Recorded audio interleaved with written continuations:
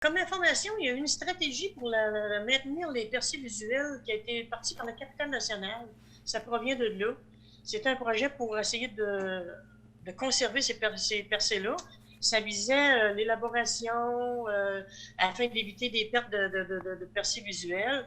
C'est un genre de projet pour permettre d'outiller les citoyens à essayer de conserver nos percées visuelles sans être trop drastique. Il y a des moyens de le faire. Fait qu'avec ce projet pilote-là, qui est dans le moment à Sainte-Famille, au Parc des Ancêtres, sont en train de travailler sur ce projet-là, d'essayer de minimiser drastiquement les coupes de bois et compagnie, là, parce que, c'est exemple, c'était des bois morts, il y a d'autres choses, d'autres solutions pour essayer de conserver nos percées visuelles.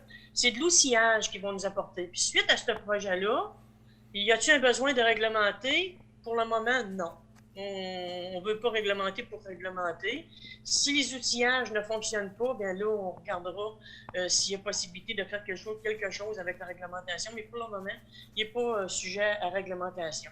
Vous savez que, exemple, moi, à Saint-François, on fait la distribution d'arbres à tous les printemps.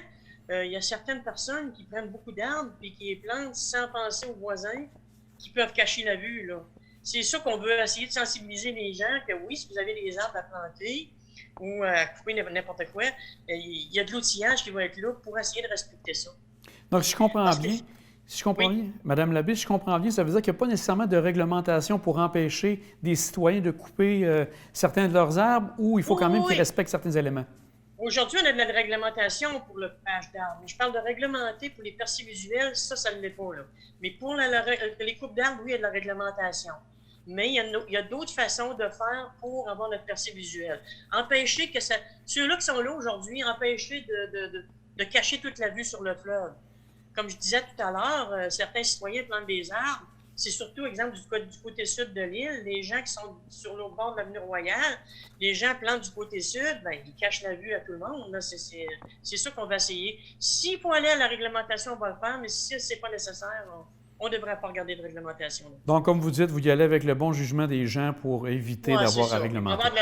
Il va y avoir de l'information, il va y avoir de la publicité là-dessus. On va informer la population de ce qui s'est passé sur ce projet-là, avec les outils qu'ils peuvent avoir pour protéger la percée visuelle.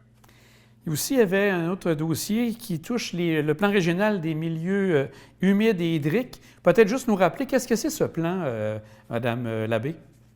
Ça, ce plan-là, ça part d'une loi de mars 2018 du gouvernement du Québec qui concerne la conservation des milieux humides et hydriques. La MRC, quand on a vu qu'on avait ce projet-là, un plan à établir, on a décidé d'impliquer la population. On a fait une table de concertation. On a des agriculteurs, des citoyens comme vous et moi, des entrepreneurs, des gens de toutes les sociétés pour s'asseoir à la table. Là-dessus, la table, elle a travaillé quelques réunions. Ils ont travaillé fort. J'en remercie beaucoup les bénévoles qui ont travaillé là-dessus, parce que ça a pris des gens bénévoles.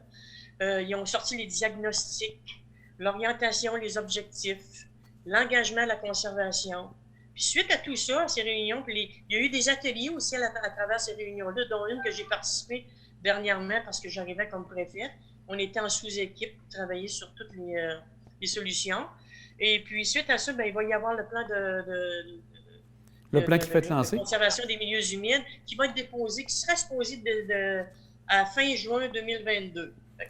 On identifie les moyens de conservation, un plan d'action et un suivi. Ça, c'est la même chose. Pour le moment, il n'y a pas de question de réglementation sur les milieux humides. Ça peut peut-être y venir un jour, mais pour le moment, c'est le plan qu'on dépose. Mais il va y avoir un suivi, on va regarder ça, puis là, on verra s'il faut réglementer ou pas. Est-ce que ce plan touche toutes les municipalités ou est-ce qu'il y a des municipalités qui sont plus touchées par les milieux humides? C'est l'ensemble de la MRC au complet. Il faut faire l'ensemble puis toute l'image de la MRC pour déposer ce plan-là. Et il n'y a pas d'autres réunions, il n'y aura pas d'autres consultations, le tout était fait, c'est maintenant le rapport que vous attendez.